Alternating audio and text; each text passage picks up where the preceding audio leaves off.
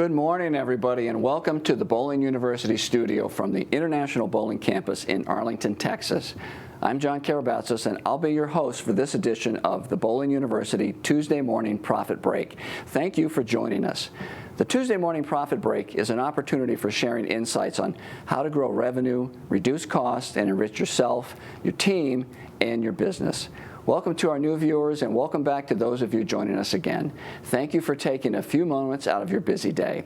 We have another great show ready to share with you this morning, so grab your coffee or your favorite morning beverage, and let's get started improving your profitability. Today, our special guest is merchandising specialist Megan Burtch.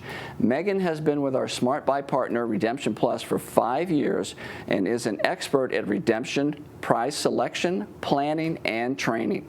She has traveled to and set up merchandising plans, displays, and provided training for nearly 100 redemption centers. Megan also is our subject matter expert and presents the merchandising curriculum in our FEC boot camps. And if that wasn't enough to keep her busy, Megan also hosts a video series called Eyes on the Prize, highlighting new and trending products on the Redemption Plus YouTube channel. This morning, Megan is going to share her 5 tips to quickly upgrade your redemption space. Megan, good morning. Thank you so much for joining us. You are one busy lady. Oh, thank you. Good morning. Thank you for having me. I'm really excited to be back. Thank you. And I'm excited to share 5 tips that you can quickly implement to upgrade your redemption space without spending any money. So the first thing I'll talk about is grouping your product by theme. So similar to the grocery store, when you walk in, you've got all like items together. Same concept here within your redemption space. So if you've got a big room, you can dedicate a section specifically for balls, a section specifically for plush. Or if you have a smaller space, a wall or a counter, you can just do a small section, 5 or 6 SKUs of just your putties or your slimes. And this will help your guests shop. It kind of gives them a guide of what to look for rather than things they might be interested in, all over the wall or the room. And then it makes it easier on your employees when they go to restock because like items are all there together. The second thing I'll talk about is to merchandise your product by ticket value. So if you've got a wall, you want to set it up where your lower ticket value items are at the bottom and work your way up towards your higher ticket value items at the top. So if you're setting up action gear, think putting your samurai swords or your low ticket, value blaster down at the bottom, and then your higher value Nerf items at the top.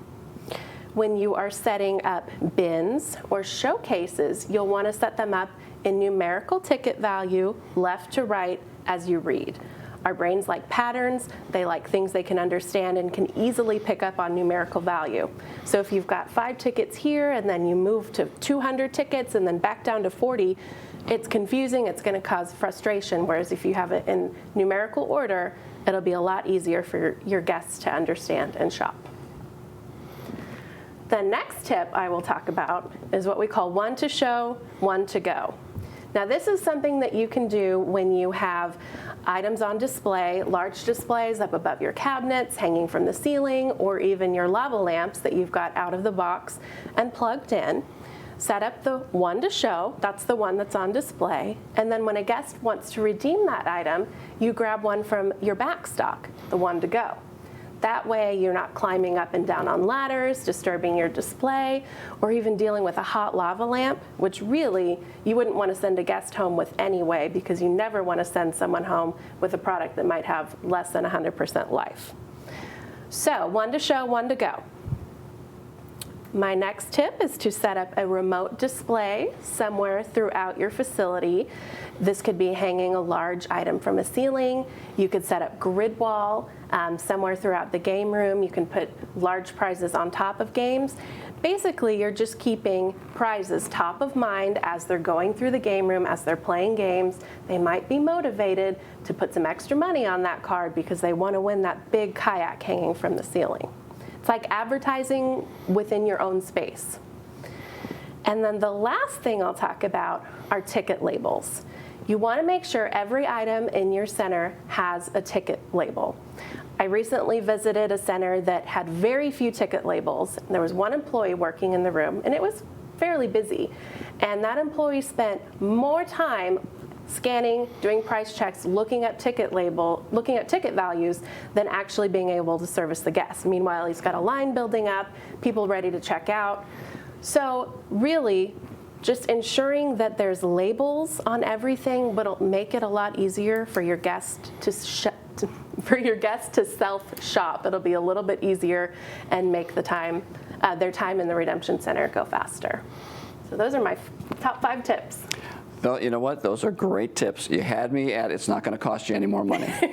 Okay, so we all need more time and more money. I love that. Great, quick 5 tips to get better. And I loved your last point with the labels themselves. I mean, sometimes we don't think about that, how much more efficient we can be if we just have things labeled properly so that your staff can take care of your guests instead of worrying about that. Exactly. And if you're only able to do one of these right off the bat, that would be the one I'd start with first. So that was going to be my next question to you.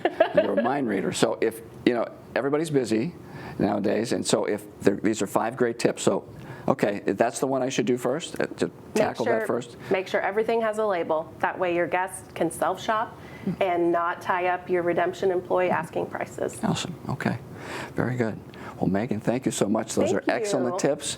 Thank you for that great information. Again, Megan, if you'd like to connect with Megan and learn more about her 5 tips or about running your redemption more efficiently and profitably, you can contact her directly at mburtch@redemptionplus.com. As we wrap up another edition of the Tuesday Morning Profit Break, remember that when your focus is on growing people, people will grow your business. We look forward to seeing you next week at 10:15 Eastern for another great episode of the Tuesday Morning Profit Break. If you have any questions about today's show or would like additional information, you can reach us anytime at education@bpaa.com. Also, you and your team can watch any of our previous episodes 24/7 by visiting bowlinguniversity.net. Until then, I'm John Karabatsos, and do for one what you wish you could do for everyone. We'll see you next week.